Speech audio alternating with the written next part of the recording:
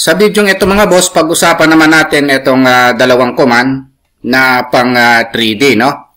Kasi nung previous video, na-discuss natin yung extrude command, no? Para magkaroon ng kapal o maging solid yung isang object, no? Sa ngayon, pag-usapan naman natin yung subtract at saka yung union, no? Ngayon, para mapag-usapan yan, kailangan pumunta tayo sa 3D views, no? So, pupunta tayo dito sa view and then 3D views. Punta tayo dito sa Southwest Isometric muna, no? So, eto, nasa 3D views na tayo. Ito yung Southwest Isometric. Ito yung X, ito yung Y, at meron na tayong Z ngayon, no? Kasi kanina, nasa plan view tayo, no? Ngayon, ang ginawa natin nung previous video, nag-rectangle tayo, and then nag-extrude tayo, no? Tapos, nilagyan natin ng kapal yung object, no? Ginawa nating solid. Ngayon, ang gagawin naman natin ngayon, etong solid na ito, paano ba butasan? Ayan yung subtract command, no? Diyan papasok yung subtract command. At kung paano naman gawing one entity, yung mga 3D object, diyan papasok yung union naman, no? Kaya lang mga boss pala, no, bago tayo mag-umpisa sa subtract at saka union topic natin sa 3D, wag niyo po sanang kalimutang pindutin muna pala, no, yung subscribe dito sa maliit pa lang nating channel. Isama niyo na rin po yung like at saka notification bell.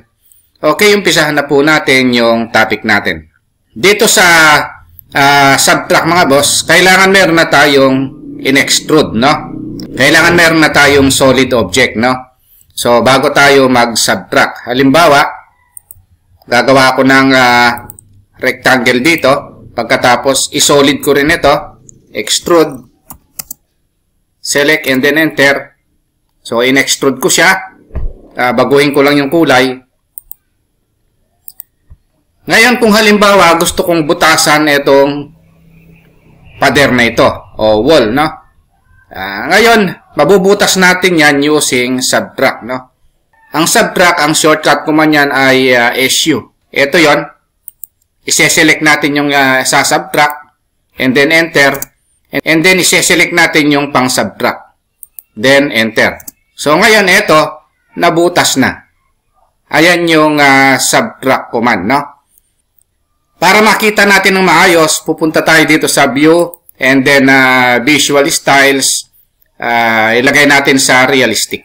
So, ito yon, no? So, nabutas siya. So, ganito lang yan, no, mga boss, no? I-review ko lang. Halimbawa, meron tayong rectangle dito. In-extrude natin. At nilagyan natin ng kapal. Baguhin ko lang. Ngayon, gusto nating butasan, no? Itong wall na ito. Type natin yung SU, no? Or subtract. Ayun, no? And then, una nating ise-select yung bubutasan. And then, i-enter natin. Ang susunod na ise-select natin yung pangbubutas. And then, enter. Ayun. So, nabutas na siya. Ayan yung subtract command, no? Pero halimbawa, gusto nating gawin ay maging one entity naman yung object, no? Halimbawa, gumawa ako ng rectangle dito. At ito, in-extrude ko, no? Ginawa ko solid. At halimbawa, meron akong circle dito. In-extrude ko rin. Baguhin ko yung kulay para madaling ma-identify yung iba. At kung halimbawa, no, gusto kong gawing one entity, no? Kasi ito, buo pa siya, dalawa sila, no? So, ibig sabihin, magkahiwalay. No? Gusto kong maging isa na lang sila. Ang susunod na command natin is yung union naman, no? Ayun, ang shortcut command ng union is uni. UNI, no? Select natin yung dalawa. Then, enter. Ayun, no? One entity na sila, no? So, ibig sabihin, magkasama na sila, no? Ayan yung union. Halimbawa, gagawa tayo ng footing, no? So, then offset lang ako. Ayun, no? Extrude ko lang ito. Ito naman, extrude ko pataas, no? Kung gusto natin gawing one entity yung dalawang yan, kasi magkahiwalay pa. Ayun, no? Magkahiwalay, oh. Kung gusto nating buo siya, no? Isang object na lang yan. Ang command is UNI or union. Select natin yung dalawa. And then enter. Ayun, now one entity na siya, no?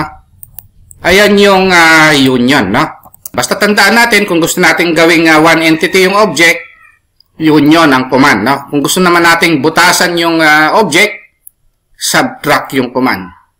Okay, yun lang mga boss, no? Kung nagustuhan nyo itong 3D commands natin, no? Dito sa AutoCAD, huwag nyo po sanang kalimutang pindutin muna pala, no? Yung subscribe dito sa maliit pa lang nating channel.